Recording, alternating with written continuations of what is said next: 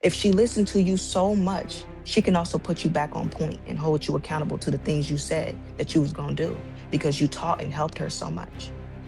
It's like when somebody been paying attention to your every detail because she been following your every step. You said this, you taught this.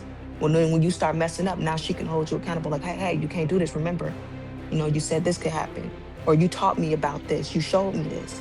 And if you do this and you're not paying attention, well, I was paying attention for you. I'm gonna be your second pair of eyes. I'm gonna be your second mind. I'm gonna keep you on point because you taught me how to pay attention to these things. I listened to you. It is a struggle where a man and a woman with different natures, which means that you view things differently.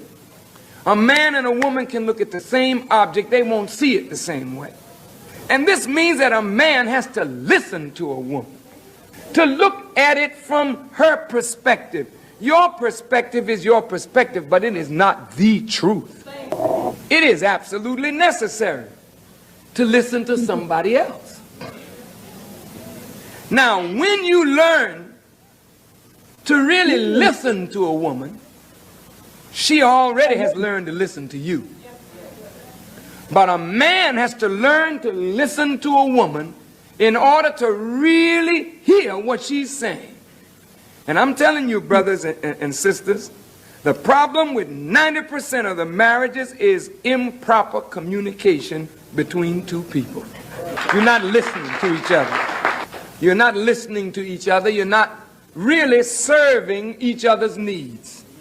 I think the most important thing he said was, you must listen. If she's listening, if you listening to her, then it's because she's already listened to you.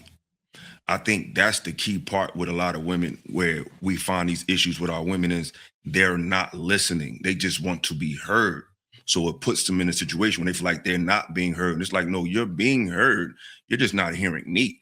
So I think that if a lot of women show that they listen, not the performative, because a lot of women perform listening. They have to announce it, like, I'm listening now. I'm actually giving you, you're not, because listening is a quiet act. You don't even have to announce, you just do the shit. So I think a lot of women perform listening, but if they actually listen, I think a man will be happy to listen to you. I think a lot of pushback comes because we don't feel like we're heard in the first place. So I think that was the key part of what I heard him say. If she's already listening and have applied, you can tell that she's listening by how she done things in her life. I think you were employed to definitely listen to her, because that's the woman who got wisdom, because a good listener is a good learner.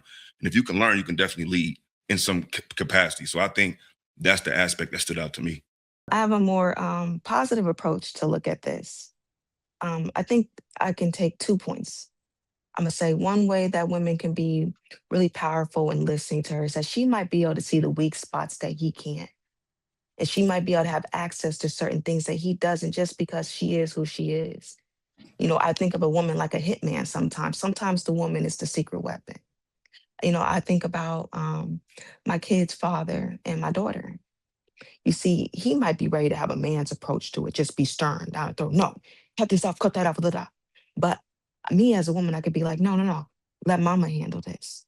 She's not gonna understand it like she is when it's coming from me. I gotta be the example. I gotta be the standard. I can relate to her. I was once a little girl, so I can get through to her. This me, baby. I got this. It's me. Let me do this. That's one way a woman can be powerful in that area where he can't get to it like that. She gonna be able to hold that baby in ways that he can't. She got that connection like that. She can get to them kids in certain ways. You see, I feel like the woman prepares the children mentally and eternally from the inside of the home, but the man prepares the children for everything outside of that home: protection, life, structure. So there's certain areas that women can excel in that men cannot. But then I also think about, like, a second area is like what the brother before me was saying. If she listened to you so much, she can also put you back on point and hold you accountable to the things you said that you was gonna do because you taught and helped her so much. It's like when somebody been paying attention to your every detail because she been following your every step. You said this, you taught this. Well, then when you start messing up, now she can hold you accountable. Like, hey, you can't do this. Remember, you said this could happen, or you taught me about this. You showed me this. And if you do this and you're not paying attention, well, I was paying attention for you. I'm gonna be your second pair of eyes. I'm gonna be your second mind. I'm gonna keep you on point because you taught me how to pay attention to these things. I listened to you. I listened to you where you can help me help you, have your back. That's just two positive things that the woman can do. Before I say what I have to say, I do think that Savage has had some really good takes tonight. It was just that one thing I disagreed with vehemently. Um, but I think she's very well spoken. I will say that. Now, you can tell when a woman is when a woman respects and feels safe with a man who listens. That woman is much more docile. That woman is a lot more relaxed than a woman who is always tense.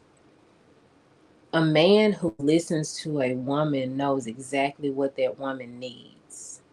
A woman who listens to a man knows exactly what that man needs. Both of them have to absolutely listen to each other. I heard this speech a long, long time ago. And I agree with a lot of what he's said, but I think that some of these things are lost in translation. I don't know, from his mouth to some people's ears.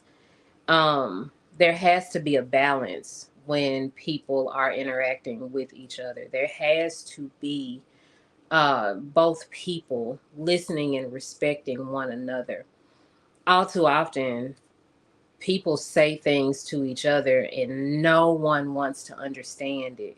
Like, you don't have to accept it, but you do have to work on understanding it. And we can't even get through some of these conversations a lot of times because people do not want to understand. I'm learning to understand a lot of these men, the men that I actually respect. But those who I do not respect, I can't give you that because I don't have you have not earned my respect, so you have not earned me listening to you. But it is very important in these conversations that people learn how to listen to each other to understand. So I agree with the minister in what he was trying to convey. I do ultimately believe that communication is one of those muscles that you just have to continue to refine and nurture and develop. That's just, in my opinion, common knowledge. I think what happens a lot of times, and again, this is just my opinion, I don't believe most men struggle with listening to women. I do believe, however, women struggle ultimately to listen to men, and I'll explain to you why I come to that like outlook. I think that there's an imposing of wills that happens a lot of times.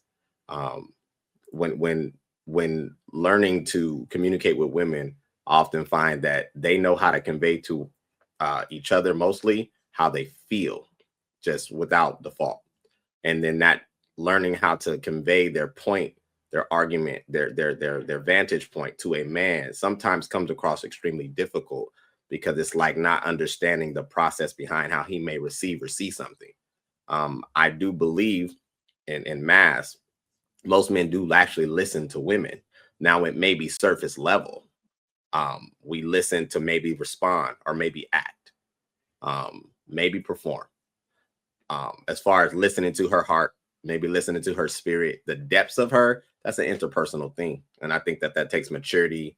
And I also think that the key word between both of them is it requires trust. Neither one person gonna listen to each other if they don't trust one another. And that typically is what I see in relationships that exist. She don't really trust him, or at least to the depth of it. And he don't really trust her for whatever reason. So I think that in the communication, things get lost.